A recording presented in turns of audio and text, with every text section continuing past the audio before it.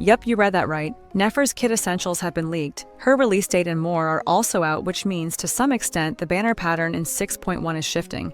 But we'll save that for later in the video. Right now, let's talk about what you actually need to know. Nefer's role in teams, her weapons, her best teams, and just how much she's really bringing to the table. Trust me, she actually brings a lot. But first, let me introduce you to my partner, LD Shop. Relax, we're not doing that today. So yes, without any sponsorship, let's dive into the kit details. Now, Nefer's presence makes a significant difference, as she either works exceptionally well with Lauma, or they end up contradicting each other. Nefer is going to be a Dendro character, obviously, and she's confirmed to be a Lunar Bloom main DPS. Other information includes that she is confirmed to be a Catalyst user and uses the same artifact set as Lauma, but changes can be made to make them work together with no issues. But with that said, a lot of things don't line up. We need to determine whether she can stand alone, or if she requires Lauma or Nahida to even work at all. And that's where we dive into her main kit. Starting with the core of her kit, which is the passive, it states that when a character in the party triggers a Bloom reaction, it'll instead trigger a Lunar Bloom reaction, which is basically Nodcry's version of Bloom. But after triggering the Lunar Bloom reaction, no more Dendro cores will be produced. Instead, Nefer gains 1 stack of X. The X here isn't really known, but it's a placeholder for a charge-up. Similar to Arlecchino's Bond of Life, Nefer seems to have her own individual stack. So what does all this mean? Well, it means that she will work with Lauma, but she really just bricks Nilou. You see, Nilou causes damage from Bloom, and not just the Bloom. Nope, she causes damage from Bloom cores exploding. Therefore, the more Bloom cores she makes, the more damage she gives after using her burst. But now, due to Nefer being a greedy individual, basically stealing all the cores, then we really can't use Nilou in her team. She really is nothing more than a Hydro applicator in that case. So you're really better off using Aino, since more Nodcry character on the team increases their moon sign level, which in turn increases their damage. So now, what does Nefer use this X stack for?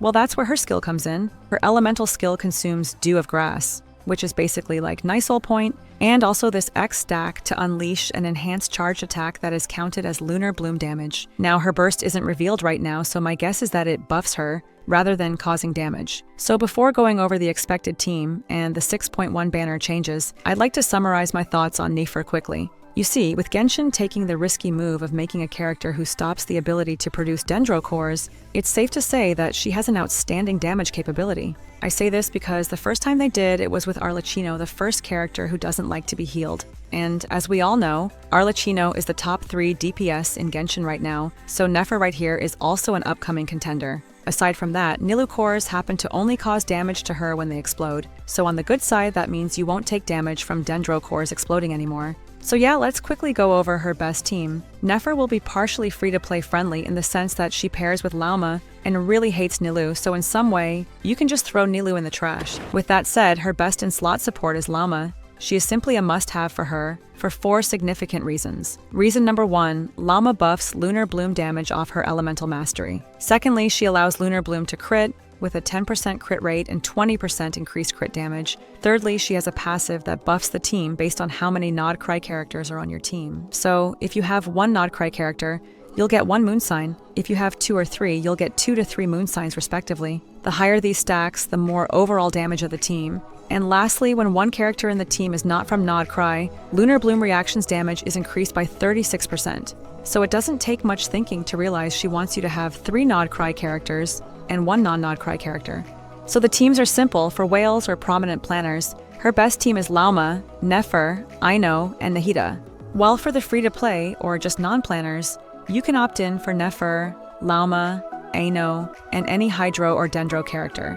For the fun-to-play team, or the teams just to go bunkers, you can place Nefer, Raiden, Aino, and Kazuha. It's a team where you don't have to think much, just spam E and Q and watch the colors fly and the enemies die. Now, with that said, it is confirmed that Nefer will be coming in 6.1 or Luna 2, preferably the first phase, since that's how Genshin generally behaves. And of course, we can expect the Archons in the second phase.